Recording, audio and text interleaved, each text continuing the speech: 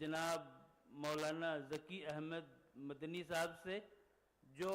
صوبائی جمعیت اہل حدیث مغربی بنگال کے ناظم اعلیٰ ہیں۔ آپ سے گزارش کی جا رہی ہے کہ آپ تشریف لائیں اور اپنا پرمغز خطاب سامعین کے سامنے پیش فرمائیں۔ آپ کا عنوان ہے انسانیت کی تعمیر میں مذاہب کا کردار۔ مولانا ذکی احمد مدنی صاحب حفظہ اللہ و طول ڈائس پر۔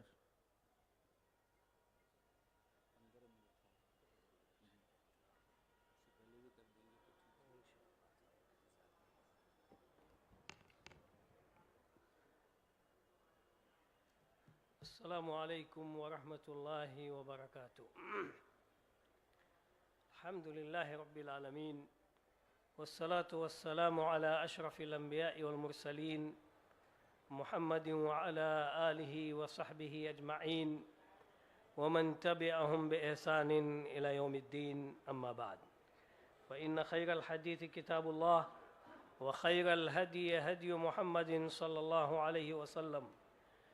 وشر الأمور محدثاتها وكل محدثة بدعة وكل بدعة ضلالة وكل ضلالة في النار۔ آج کی اس آل انڈیا اہل حدیث کانفرنس، جو کہ اپنے عدد کے اعتبار سے 35ویں آل انڈیا اہل حدیث کانفرنس ہے، بہت ہی قابل احترام ہمارے سامنے یہ بزرگان دین ملت اسلامیہ اور نوجوانان و بزرگان اسٹیج پر تشریف فرما، جید و جہابذ علماء کرام اور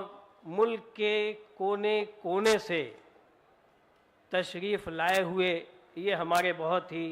مکرم و محترم سامعین کرام، یہ آل انڈیا اہل حدیث کانفرنس اپنے عنوان کے اعتبار سے زمانے اور وقت کا یہ بہت اہم تقاضا تھا کہ اس طرح کی کانفرنس منعقد کی جاتی، جو اس وقت انسانیت سسک رہی ہے، دم توڑ رہی ہے، ہچکیاں لے رہی ہے، بلکہ ذلت و ادبار کے اس مرحلے تک پہنچ چکی ہے جہاں انسانیت ذلیل ہو رہی ہے، جبکہ اللہ رب العالمین نے اسے محترم بنا کر کے پیدا کیا ہے۔ قابل مبارکباد ہے مرکزی جمعیت اہل حدیث ہند کے اعلیٰ ذمہ داران، بالخصوص امیر محترم اصغر علی امام مہدی السلفی حفظہ اللہ، جنہوں نے یہ مجلس سجائی ہے، اور تمام ذمہ داران جو ان کے اعوان اور متعاونین ہیں۔ بلا شک و شبہ یہ کانفرنس اس وقت کا یہ سلگتا ہوا موضوع ہے۔ انسانیت ہمیشہ محترم رہی ہے۔ انسان اپنی پیدائش سے لے کر اپنی موت تک، بلکہ موت کے بعد بھی وہ محترم ہے اور مکرم ہے۔ اللہ رب العالمین نے انسان کو پیدا ہی کیا ہے مکرم اور محترم بنا کر کے۔ آپ دیکھیے، تمام مخلوقات کے اوپر نظر دوڑائیے، غور کیجئے تو اندازہ ہوگا کہ اللہ رب العالمین نے اس انسان کو کتنا خوبصورت بنایا ہے۔ اس کی قامت کے اعتبار سے اور اس کے اعضاء اور جوارح کے اعتبار سے، اور پھر اس کے اندر جو توازن پیدا کیا ہے، جو اعتدال پیدا کیا ہے، وہ دوسری مخلوقات کے مقابلے میں بہت ہی بے نظیر ہے۔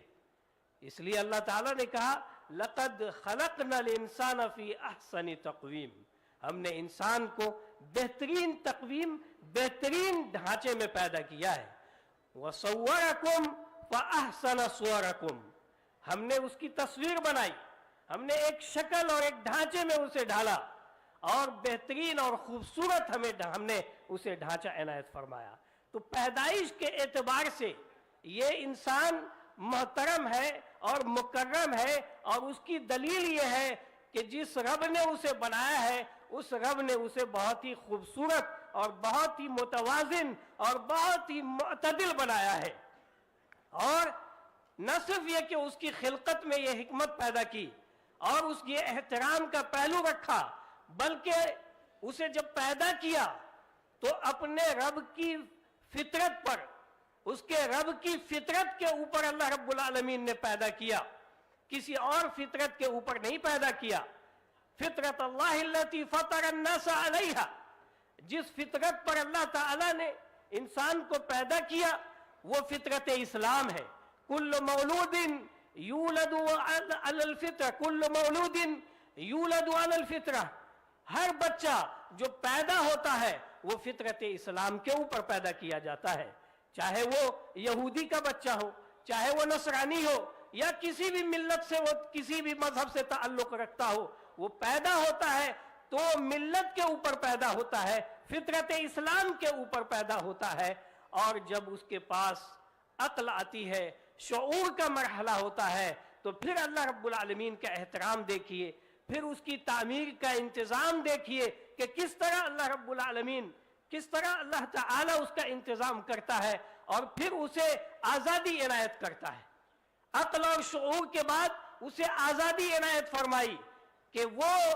اس آزادی کا استعمال کرے، جو اختیار اللہ رب العالمین دے کر کے اسے پیدا کیا ہے اس کو وہ استعمال کرے،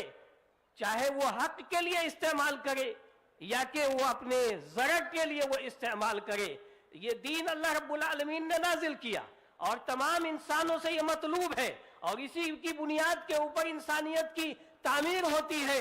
بغیر مذہب کے، بغیر دین کے کسی بھی انسان کی تعمیر ممکن نہیں ہے۔ اسی لیے اللہ رب العالمین نے دین کی شروعات حضرت آدم علیہ السلام سے لے کر پیارے نبی محمد رسول اللہ صلی اللہ علیہ وسلم تک جاری اور ساری رکھا۔ تو یہ جو آزادی اللہ تعالیٰ نے دی اور کھلے طور پر یہ بیان کر دیا، قُلِ الْحَقُّ مِنْ رَبِّكُمْ فَمَنْ شَاءَ فَلْيُؤْمِنْ وَمَنْ شَاءَ فَلْيَكْفُرْ، کہہ دیجئے کہ حق تمہارے رب کی طرف سے ہے، جو چاہتا ہے اسے قبول کرے، ایمان لائے، اور جو چاہتا ہے کفر کے راستے پر، غیر ایمان کے راستے پر وہ چلا جائے۔ لا اکراہ فی الدین، دین کے اندر کسی قسم کی کوئی زور اور زبردستی نہیں ہے۔ یہی نہیں بلکہ اللہ رب العالمین نے اس پوری کی پوری کائنات کو انسان کی تسخیر میں ڈال دیا، انسان کے دسترس میں رکھا ہے۔ انسان آج پوری کائنات کے اوپر قدرت رکھ رہا ہے، قابو پا چکا ہے، فضاؤں میں وہ اڑتا ہے اور زمین پر وہ دوڑتا ہے اور سمندروں کی سطحوں کے اوپر وہ تیرتا ہے، بلکہ یہ کہہ لیجئے کہ چاند کی سرزمین کے اوپر اپنی کمندیں ڈال چکا ہے اور سمندروں کی تہوں کے اندر وہ اپنی منزلیں بنا چکا ہے، بلکہ وہ رہائش پذیر ہو چکا ہے سمندروں کے اندر۔ اور یہ اللہ رب العالمین کی عنایت ہے، اللہ رب العالمین کا کرم ہے، اللہ رب العالمین کی یہ عظیم نعمت ہے، اور وہ ہے عقل، جس کے ذریعے سے انسان اپنی اس پرواز تک پہنچا ہے کہ وہ فضاؤں میں دکھ رہا ہے اور زمین کے تہ میں وہ اپنی منزلیں بنا رہا ہے۔ أَلَمْ تَرَوْا أَنَّ اللَّهَ سَخَّرَ لَكُم مَّا فِي السَّمَاوَاتِ وَمَا فِي الْأَرْضِ وَأَسْبَغَ عَلَيْكُمْ نِعَمَهُ ظَاهِرَةً وَبَاطِنَةً، کیا تم نہیں دیکھتے کہ وہ جس اللہ نے تم کو پیدا کیا، جس اللہ نے اس کائنات کو پیدا کیا ہے، اس کائنات کو اللہ رب العالمین نے تمہاری تسخیر میں کر دیا ہے، تمہارے قابو میں کر دیا ہے، تمہاری دسترس میں یہ کائنات ہے۔ چنانچہ تم اس زمین کے اوپر، یہ زمین جو فرش ہے اس کے اوپر رہتے ہو، فضاؤں میں اڑتے ہو، اور اس کائنات میں جو جتنی ساری چیزیں ہیں وہ سب کی سب اللہ رب العالمین نے تمہارے لیے پیدا کیا ہے۔ اور نعمت، وَإِن تَعُدُّوا نِعْمَةَ اللَّهِ فَلَا تُحْصُوهَا، اللہ کی تو اتنی نعمتیں ہیں کہ اگر تم شمار کرنا چاہو تو تم شمار نہیں کر سکتے ہو۔ انسان کا یہ وجود خود اپنی جگہ کتنی بڑی عظیم نعمت ہے، نعمتوں سے یہ انسان اپنے وجود میں مالا مال ہے۔ یہ اس کی آنکھیں، یہ اس کے اعضاء اور جوارے دیگر مخلوقات کے مقابلے میں جب آپ دیکھیے تب اندازہ ہوگا کہ یہ کتنی بڑی نعمتوں سے یہ انسان مالا مال ہے۔ اور ان نعمتوں میں یہ عقل کی جو نعمت ہے، علم کی جو نعمت ہے، جو اللہ رب العالمین نے انسان کو عنایت فرمایا ہے، یہ بڑی عظیم نعمت ہے، جس کے مظاہر اور جس کے اثرات آج اس دنیا کے اندر نئی نئی اکتشافات اور نئی نئی ایجادات کے ذریعے سے ہمارے سامنے ہے، ہم اس کے اوپر غور و فکر کر سکتے ہیں۔ اگر یہ عقل کی نعمت اللہ تعالیٰ انسان کو نہیں دیے ہوتا تو وہ جانور سے بھی بدتر ہو جاتا۔ جس طرح سے ایک جانور کے اندر غلاظت کے اندر اور اس کی صحیح چیز جو اس کے لیے مناسب ہو اس کے درمیان تمیز نہیں ہوتی ہے، لیکن یہ انسان اپنی عقل کی وجہ سے نہ صرف یہ کہ صحیح اور غلط کے درمیان تمیز کر لیتا ہے، بلکہ آج ایسی تحقیقات تک پہنچ چکا ہے کہ انسان آج محیر العقل ہے، حیران ہے آج ان اکتشافات کو دیکھ کر کے۔ تو یہ اللہ رب العالمین کی نعمت ہے۔ میرے بھائیوں، ان میں سب سے بڑی نعمت اس وقت،